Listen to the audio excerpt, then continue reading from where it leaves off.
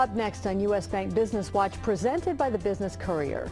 You may have an idea about which local CEOs are making the big bucks, but how does company performance stack up to their pay? A huge building on I-71 is close to being finished. We'll tell you about Tri-Health's plans for this unique structure. And breakfast and lunch now available all day in downtown Cincinnati. U.S. Bank Business Watch is next.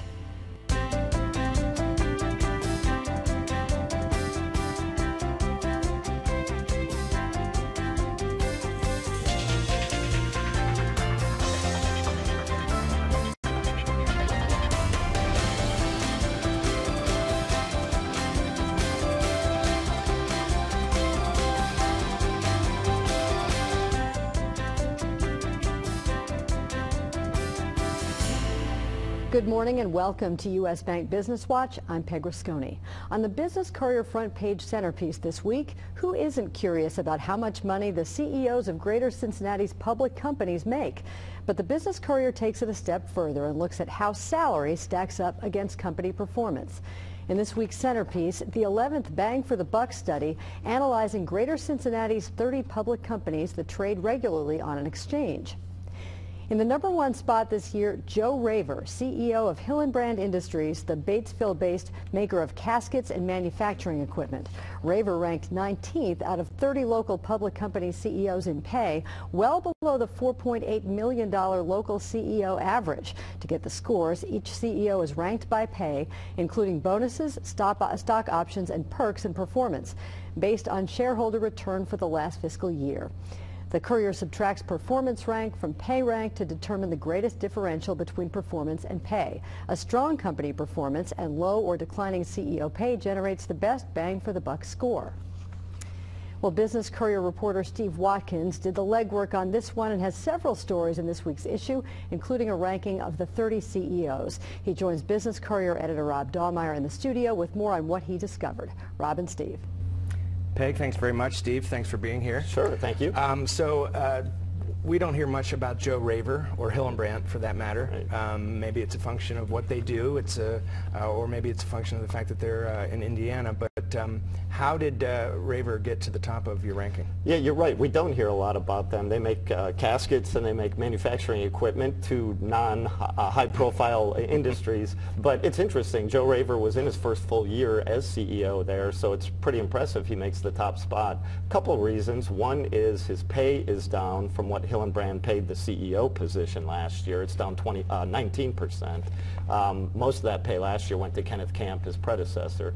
And the performance was strong. I mean, these are the two things we look at. And Hillenbrand had strong return on equity, strong net income growth, and so they scored well there, even though their stock didn't do quite as well as the S&P 500. Still performed pretty decently, but put it all together, and they gave shareholders the best bang for the buck. And as you mentioned in the story, one of the stories, if the stock actually does start to follow, then he may be a mainstay up at the top of the list. That's right. You've been doing this for 11 years now. What are some of the bigger trends that maybe you saw this year in relation to the past? One thing is, we look at pay for performance, and it has really gotten stronger, that link between performance and pay in recent years, and more this year. Executives got a lot more of their pay in the form of stock. 45% of it, it came in stock, not cash, not bonuses. And a lot of the executive pay experts we talk to say stock is really the best way to tie their interests with shareholders. Obviously, they all are shareholders at that point. Right. So that's one of the things. Pay went up about 4% here. That's less than what it was nationally. The S&P 500 CEOs pay increase was about 7%. So those are some of the big things, just that boards and compensation committees are looking a lot more at performance. Shareholders have this say on pay vote now that gives them a lot more say. So let's finish up with this. There is still a hue and cry from some corners about the fact that CEOs at public companies make giant amounts of money compared to me, the average person. Yes.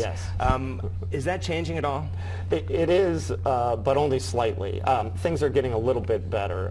The Cincinnati CEOs still make 134 times what the average U.S. worker makes, the non-management worker. Right. S&P 500 CEOs are 373 times, so at least we're not that bad. Right.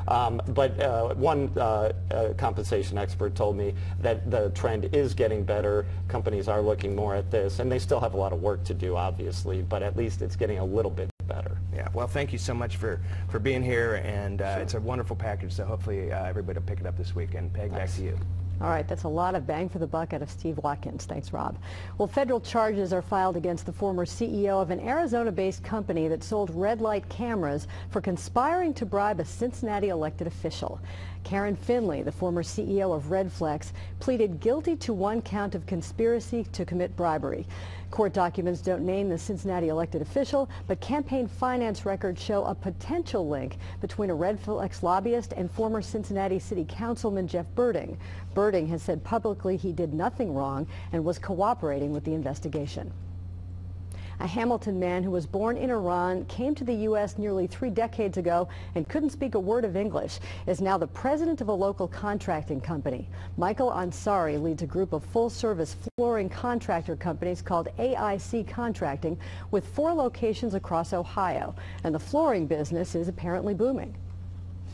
We found our terrazzo business unit have had a quite substantial growth, where we have been able to provide a highly fashionable floor with very competitive pricing.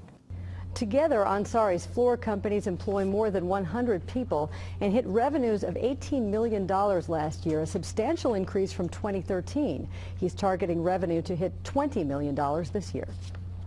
If you drive on I-71 in Kenwood, you've no doubt seen it. It would be the eye-catching 112,000 square foot medical center under construction by TriHealth. TriHealth Kenwood is 75% complete.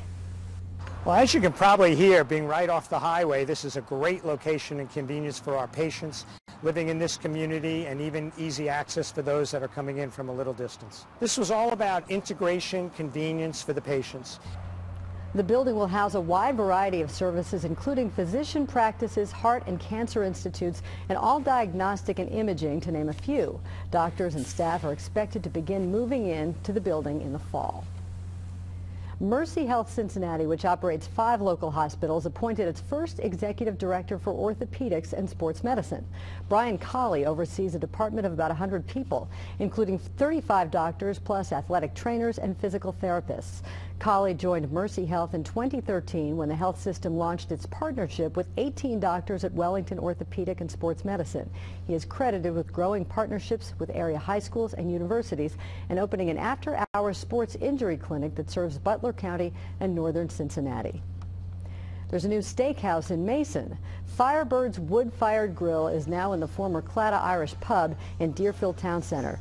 Firebird's menu centers around aged steaks that are hand-cut at each restaurant, as well as burgers, chicken, ribs, seafood, and fish. We have an exhibition kitchen behind us. Our wood-fired grill is what Firebird's is known about. We use all hardwoods, no gas. We have a beautiful bar with our waterfall cocktails. All of the cooking on the wood-fired grill uses local firewood. The Mason location also features an outdoor patio. And there's a new gourmet breakfast and lunch spot downtown that caters to busy urban business people. Gourmet Food to Go by Gourmet Management owner Matthew Russo is located on the 2nd floor skywalk in the 580 building, and it's all about breakfast and lunch. And for me, I can put an egg on anything. So, our concept is when you come in, you can have breakfast anytime you want, you can have lunch anytime you want. And then everything here is made in-house. So we slow roasted all our own meats, we make all our own breads, we make all our own pastries from scratch. So everything's physically made here, from the salad dressings to the soups and chilies. The restaurant is designed to get people served as quickly as possible, and that means no cash. Patrons can place their orders, pay online, and pick them up in-store or pay at a kiosk that accepts credit cards. Customers can also start a house account and deposit cash that will be debited after every visit.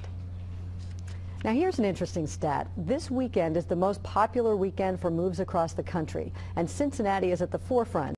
There are more than 40 trucks from the 8 local 2 men in a truck locations on the road in Cincinnati doing nearly 60 moves between June 26th and today. Across the globe, more than 2,500 trucks will be completing more than 2 moves every minute all weekend. It's a trend that has carried through several years in the final weekend of June as families are prepared to move with children out of school and home sales ramp up during the warmer months. Up next on U.S. Bank Business Watch, big changes coming for a local company, and it could impact how you do your banking. And some OTR restaurants are getting more national recognition. This list involves daytime drinking.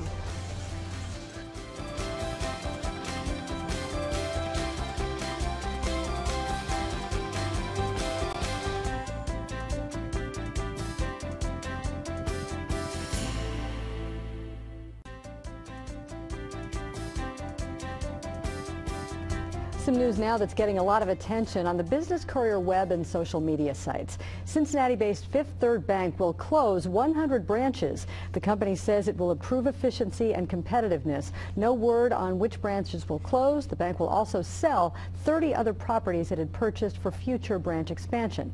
Fifth Third now has 1,300 branches in 12 states. Anthem Blue Cross and Blue Shield will be the first office tenant at Oakley Station, the 74-acre mixed-use site near I-71. This video of the residential component. Anthem is expected to move in summer of 2016. Al Nair, in cooperation with Vanderkar Holdings and USS Realty, is developing the offices at Oakley Station. Vanderkar Holdings is the overall developer for Oakley Station. Kroger has added a second Greater Cincinnati store where customers can order groceries online and pick them up. The Lebanon store on Columbus Avenue is now offering the service known as Click List. Kroger launched the service at its Liberty Township store to all customers 2 weeks ago. It began testing the service last year with employees. Cincy Red Bike is now in northern Kentucky, opening 6 new stations. The bike-sharing service allows users to rent bicycles to ride throughout the city's urban core for a daily or annual fee. Red Bike opened 30 bike-share stations in Cincinnati last fall, thanks to a total of $1.7 million in grants. Since then, it has exceeded all growth projections with nearly 1,000 members and more than 46,000 rides. And 2 popular over-the-Rhine hangouts have been included in a new national ranking of places to grab a drink during the day. The Eagle OTR and Bakersfield OTR both received top billing in Yelp's first top-rated daytime hotspot list. The 2 bars are owned by Thunderdome Restaurant Group. In life, we run across some things that are common and some things that are preferred. The same holds true in investing. In this week's U.S. Bank Economic 360, U.S. Bank Vice President and Senior Portfolio Manager Mike Denneman talks with Business Watch producer Kelly Leon about preferred stocks and what that means for your portfolio. Mike and Kelly. Thanks, Peg. Hi, Mike. Good morning. So we've talked a lot about stocks over the years, but I've never heard you talk about preferred stocks. Right. What are they exactly? Sure. So it's just one more type of security issued by a company and often thought of as a hybrid asset. It's kind of like a stock, it's kind of like a bond, and is kind of a blend of both of them. So it's got some unique characteristics. To go further, though, maybe back up and talk about first what's a stock and what's a bond, just to be clear. A stock, a common stock, represents an ownership interest in the company. If you own a share of common stock, you are a part owner. Okay. A bond, on the other hand, is at base a loan. If you own a bond from, say, Procter & Gamble, you have, in essence, loaned Procter & Gamble money. They will pay you that loan back with interest. Gotcha. So preferred stocks fall somewhere in between, and because of that, they've got, again, some unique features, and depending on what it is you're trying to accomplish with your investments, they might have a spot in your portfolio. Okay, so that all sounds great, but there's always advantages and disadvantages. So right. what are the benefits to having preferred stock? Sure. The one that comes first to mind, the one that is most appealing to many investors, is the high dividends that preferred stocks typically pay. It's not uncommon at all to find a preferred stock that's paying 5, 6, even 7% annually in terms of dividends, right? Yeah. So compare that to the typical common stock, which pays about 2%, and you can see that's quite a difference. And it's also true generally that preferred stocks don't fluctuate as much as common stocks. So if you're an investor who's looking for stability, this would be a good fit probably. And then I guess lastly I'd point out that the name itself, preferred, tells us something important, and that is where this asset falls in the hierarchy of the corporate asset ranking. In a very general sense, bondholders have the highest claim on corporate assets and income. Common stockholders are at the bottom of the list. So preferred stock tells us that that's one step above common, right, and that has some advantages, most prominently with dividends. If a company is going to pay a dividend, they have to first pay the preferred stockholders their share before they can pay anything to the common shareholders. So there's a little bit of a safety net there with preferred stocks that you don't have with common. Well, that all sounds great. I think I should sign up, but I'm sure there are disadvantages too. What should I know? There's always the other side of the coin, right? I guess first and foremost it would be voting rights. Common shareholders vote on how the company is run. Preferred shareholders have no say, so no voting rights there. Okay. And then also we mentioned the stability a minute ago. That's great if you're looking for something that's very stable, but if you're looking for growth over the long term, preferred stocks probably aren't going to provide that. And then I guess more in a big picture sense, today might not be the best environment for preferred stocks. And I say that because of the Fed and interest rates, which we know are going to be rising. So the last few years have been great for preferreds. With interest rates at historic lows, people who typically look to bonds for income have had to go elsewhere. Many naturally have gravitated towards preferred stocks because of that high dividend yield. Well, with the Fed getting ready to push rates higher, that's going to force those investors again to look elsewhere. So again, while it's been a very nice environment for preferreds the last few years, the coming years might be a little bit more difficult. So I think the key message is you don't have to avoid them entirely, but just be aware of what's on the horizon and be cautious. Okay. Great advice as always, Mike. Thanks so much. Thank you. Peg, back to you. All right, thanks Mike and Kelly. And still to come on U.S. Bank Business Watch, the arts in Cincinnati are getting a huge boost thanks to a local organization that makes sure all of us get to ride the arts wave. We'll explain next.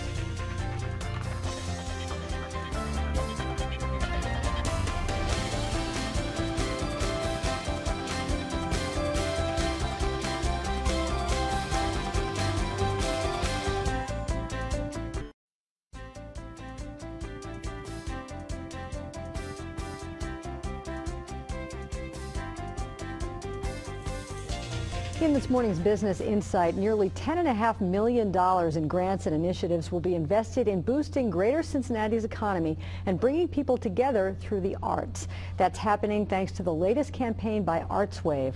ArtsWave selected funding recipients through a committee of more than 50 community representatives. Recipients include 35 local arts organizations and 60 local partnerships. The amount of the investment by a community arts campaign like ArtsWave is being called extraordinary. For more on what ArtsWave is and what it does, we are joined by Rebecca Brommels, Director of Communications for the group. She is with Business Courier publisher Jamie Smith in the studio. Thanks, Peg.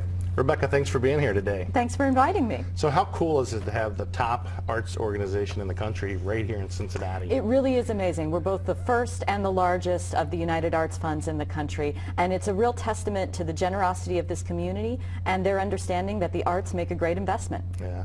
So is it true you guys help out over 100 institutions or organizations with your funds? That's right. ArtsWave provides grants and services to more than 100 arts organizations, ranging from really large institutions like the Cincinnati Art Museum and the Cincinnati Symphony Orchestra, all the way down to smaller community arts centers like the Oxford Community Arts Center or the Carnegie in Covington. Oh, that's great. Tell me a little bit now. I know that you're obviously raise money. You have a big drive. Tell me where this money's coming from. You know, more than 54% of the campaign comes from people donating through their workplaces, workplace campaigns similar to United Way.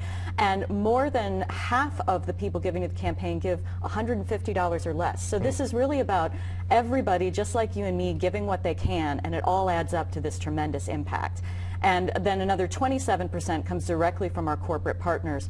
So we really make the case to our business partners about investing in the arts is good for the community. It's going to help you attract and retain talent here in the community, and they see those results, and that's why the campaign keeps growing. Oh, that's great. Now, I know the bulk of this year's money is going to 35 different local arts organizations. Tell me kind of an example of what they do with these grants and what they do with this money. Sure. So these are our impact grantees. They really are providing us with data that shows how they are making the economy more vibrant, how they're investing in their neighborhoods, how they're bringing people together.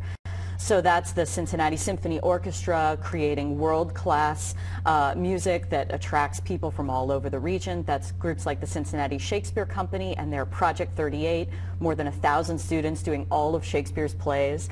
That's the Children's Theater of Cincinnati and the Clifton Cultural Arts Center and Cincinnati Landmark Productions. All of them activating neighborhoods, bringing people together, and creating the kind of art that makes this a better place to live. Yeah, it's not just the symphony and the opera in town. There's so many organizations.